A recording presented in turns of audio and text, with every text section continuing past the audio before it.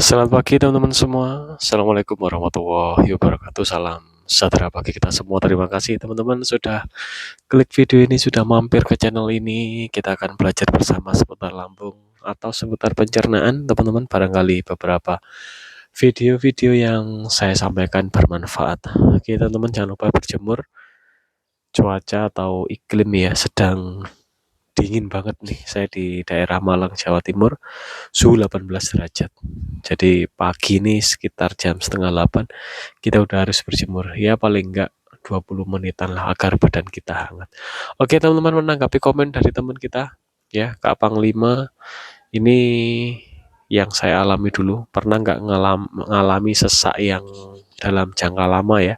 Udah EKG normal, apakah dari aslamnya atau anxiety-nya? Jadi gini, berdasarkan pengalaman saya, sesaknya itu dari asam lambungnya.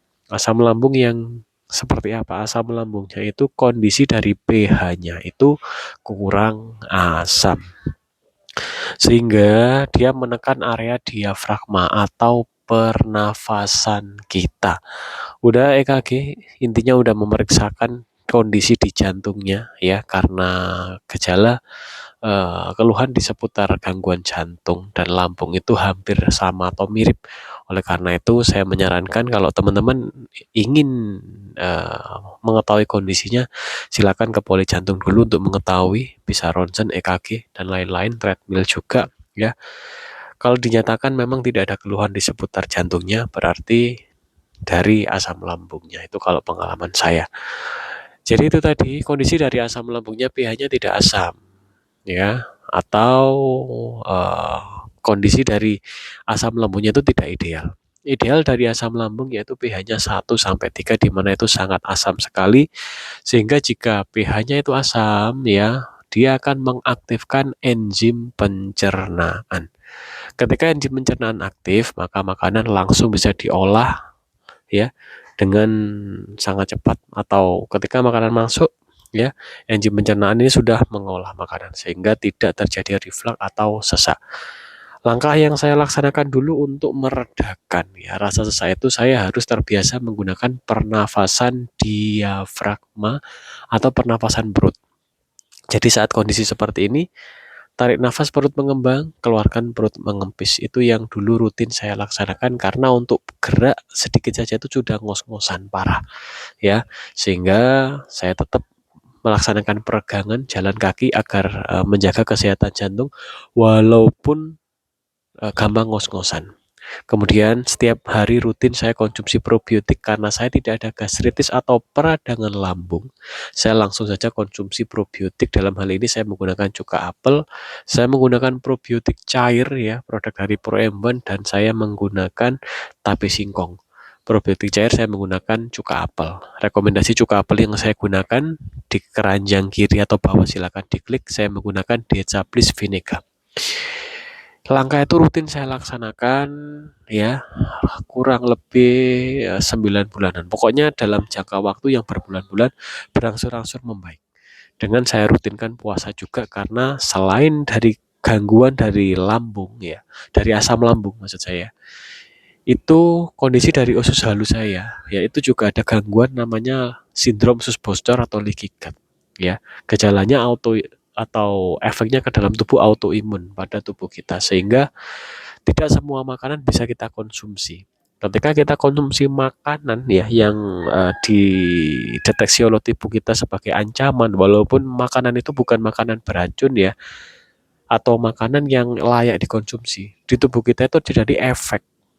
Nah, oleh karena itu perhatikan kalau teman-teman tidak ada cuma terjadi sesak saja ya, atau GERD saja, segera dijaga pola makannya. Pola makan yang seperti apa?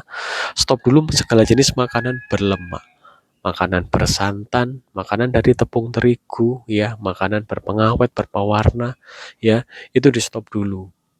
Kemudian makannya apa? Fokus di protein hewani yang tidak begitu berlemak istilahnya. Kalau saya menggunakan telur, ayam ya, kemudian ikan air tawar. Ikan air laut, daging ya, daging sapi, daging kambing saya stop dulu ya, karena menurut saya terlalu berlemak. Kemudian tahu tempe juga stop. ya, kemudian sayur-sayuran sedikit, dan yang terpenting adalah probiotiknya. Dan konsumsi enzim pencernaan, makanan yang mengandung enzim pencernaan, dalam hal ini saya menggunakan madu. Madunya saya menggunakan madu hitam pahit.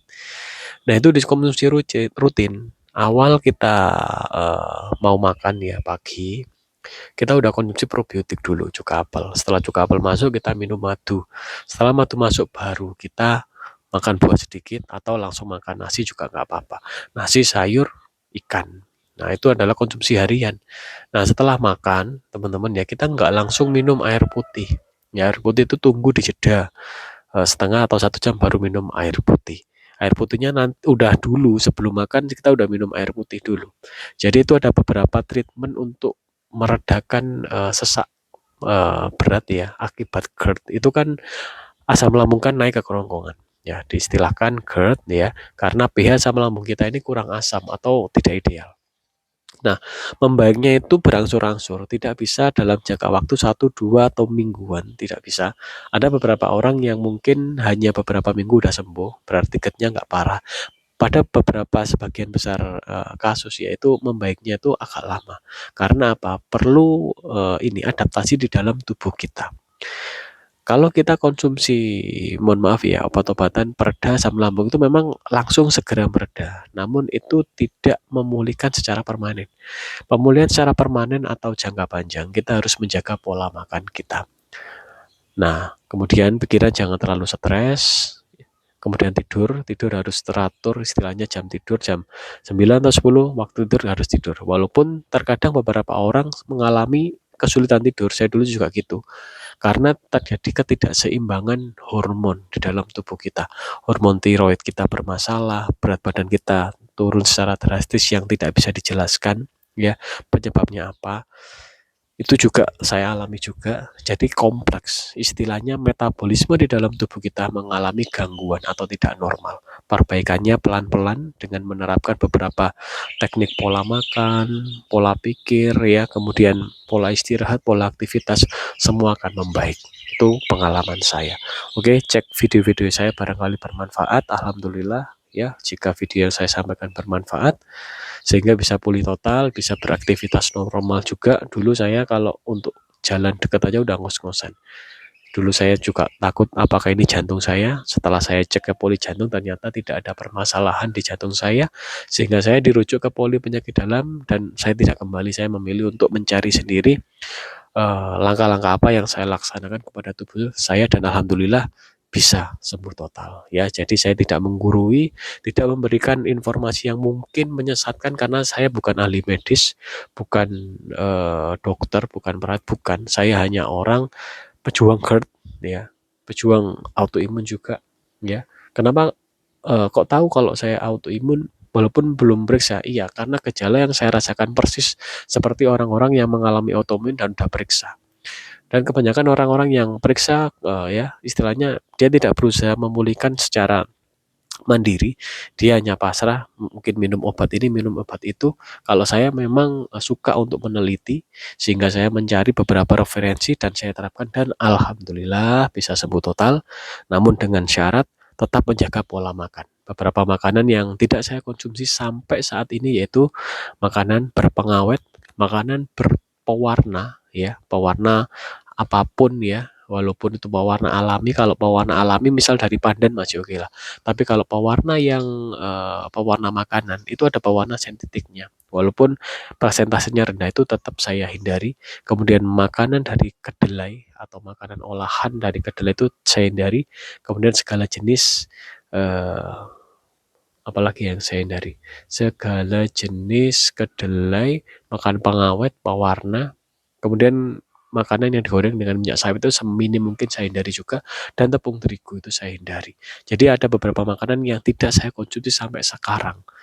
Karena itu kalau saya konsumsi itu menimbulkan efek di tubuh kita, bisa lemes, bisa sesak ya, kemudian bisa flu berat ya seperti itu. Sehingga itu namanya autoimun, teman-teman. Autoimun itu seperti itu. Karena apa? Dulu kita makan semuanya normal, kemudian pada kondisi di umur sekian atau kondisi tertentu kita tidak bisa makan itu. Jika kita makan menimbulkan efek yang luar biasa. Nah, itu ada autoimun, di mana permasalahannya di usus halus, namanya leaky gut atau sindrom usus bocor. Nah, itu perbaikannya pelan-pelan, namun kalau memang dalam jangka waktu panjang, apa istilahnya ya, itu pasti ada makanan-makanan yang memang tidak boleh kita konsumsi. Sebenarnya simpel sekali. Tubuh kita ini soalnya cerdas, teman-teman. Dia bisa mengkondisikan tubuhnya sendiri asal kita harus memahami kondisi dari tubuh kita. Ya, seperti itu. Oke, teman-teman, sekian video kali ini, teman-teman ya.